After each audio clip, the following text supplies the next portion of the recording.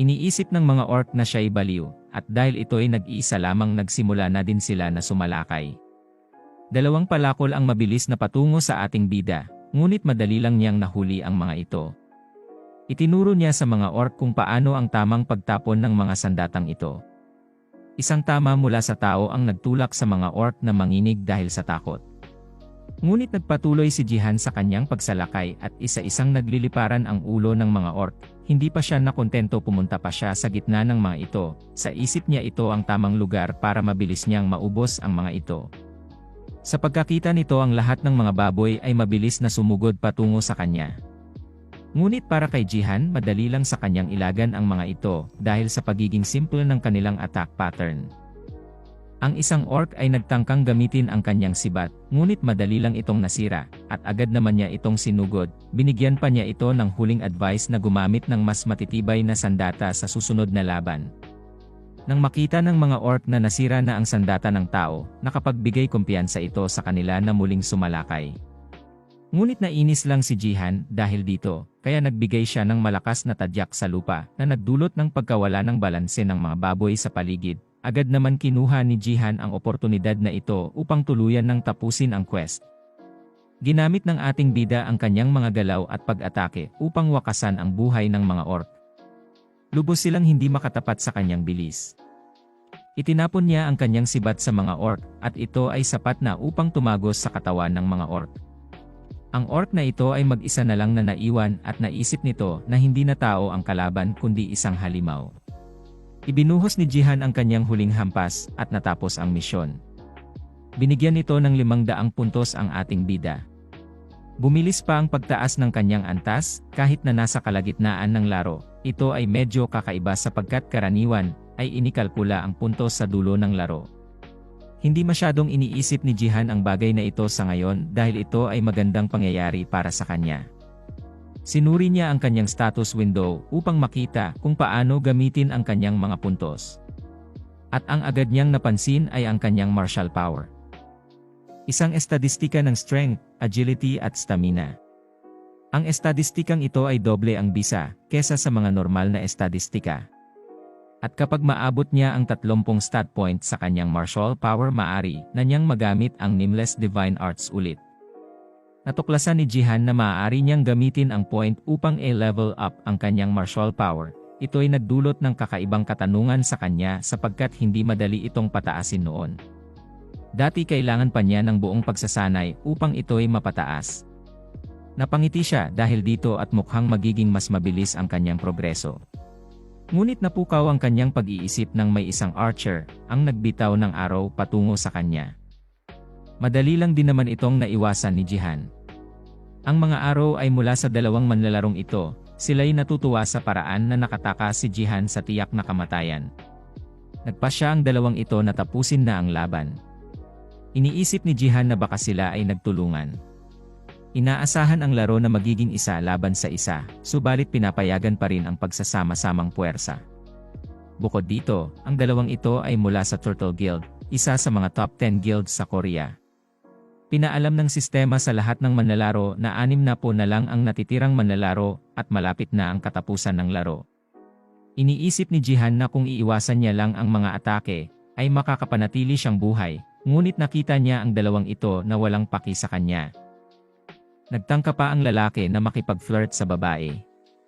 Sa pagkakataong ito agad tinignan ni Jihan ang scoreboard, ngayon may 4 na siyang napatay sa kanyang record.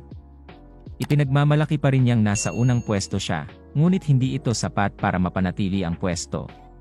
Iniisip ni Jihan na mayroon siyang ideya. Nagtatangkang mag-reload ng pana ang archer, habang itinutok sa ating bida ang kanyang pana. Subalit ang kanyang pagyayabang ay biglang napalitan ng pagkabigla nang maramdaman ang isang tama ng espada. Agad na naalis ni Jihan ang archer sa isang iglap. Labis naman ang pagkaabigla ng warrior dahil rito. Gulat at galit ang naging reaksyon ng warrior, ngunit walang oras si Jihan sa kanya, kaya agad itong sumugod sa likuran ng warrior. Subalit pinalad siyang madepensahan ang pag-atake gamit ang kanyang armor na may suporta pa mula sa kanilang top guild. Pinagmayabang pa niya na hindi kayang tibagin ng kanyang kalaban ang kanyang armor.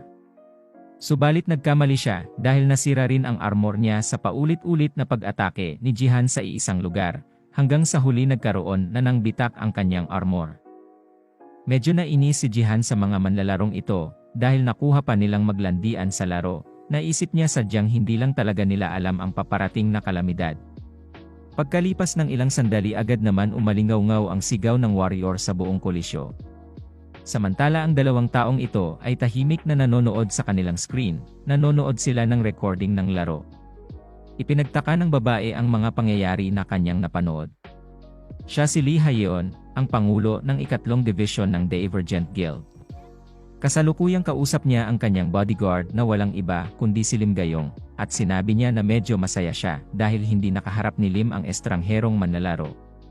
Ipinapakita sa final scoreboard na ang ating bida ay nakakuha ng 6 kills at si Lim Namab ay nakakuha lang ng 4. Ito ay nagpainis kay Lim dahil akala ng kanyang boss na kung hinarap niya si Jihan, baka siya ang natalo. Ngunit dahil sa nakitang reaksyon ng kanyang bodyguard, ibinalik naman agad ng babae ang kanyang statement at sinabi sa kanyang bodyguard na madali niyang matatalo si Jihan kung sila man ay magharap. Nagplano rin ang dalawang ito na labanan si Jihan para makakuha ng higit pang impormasyon tungkol sa kanya at sa kanyang estilo sa pakikipaglaban.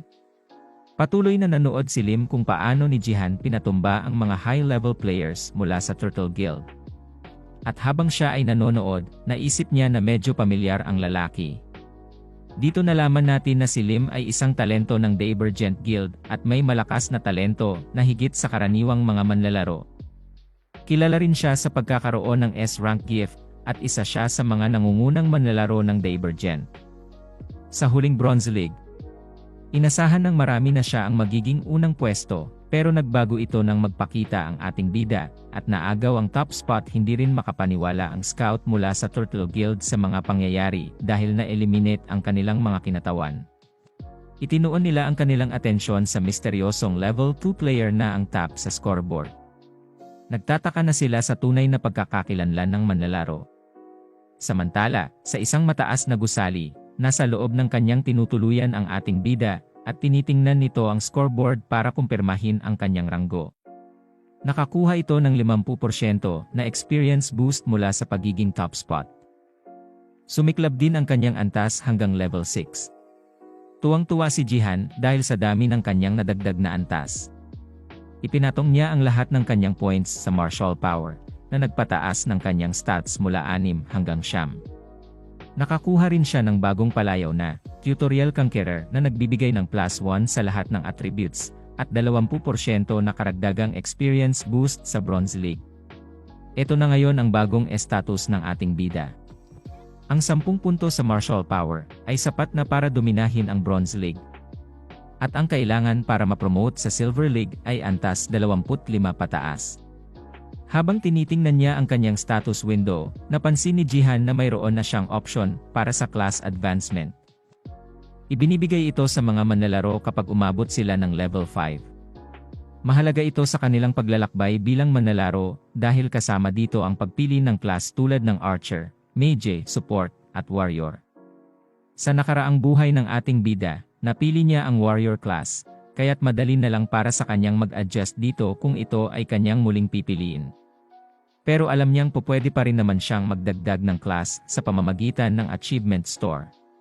Napangiti si Jihan dahil pwede niya itong bilhin sa susunod, pero sa ngayon excited siya na piliin ang iba pang klase. Matapos ang ilang sandali, nagsimula na ang susunod na misyon. Iniharap ng sistema ang lahat ng manlalaro para sa Bronze League para sa Gangnam area. At ang tema ng misyon ay depensa. Kailangan nilang bantayan ang kristal at mabuhay sa pag-atake ng mga zombies. Isang manlalaro na ang nasumon sa laro, at ito ay walang iba kundi si Lim Gayong. Dito nalaman natin na isa siyang warrior class. Sa pagkakita sa mga zombie, naisip niyang mas nakakatakot pala ang hitsura ng mga ito kahit sa loob ng laro. Sa kanyang pag-iisip, biglang may dalawang malalakas na ilaw ang lumabas sa likuran niya. Ito ay nagdala ng dalawang karagdagang manlalaro. Ang dalawang ito ay agad naman nag-usisa tungkol sa kanilang misyon. Si Lim ay agad na tiningnan ang kanyang mga kasama sa misyon. Ang Archer ay mula sa LK Group at may AB grade na gamit, habang ang maid naman ay walang partikular na guild pero may impresibong kagamitan.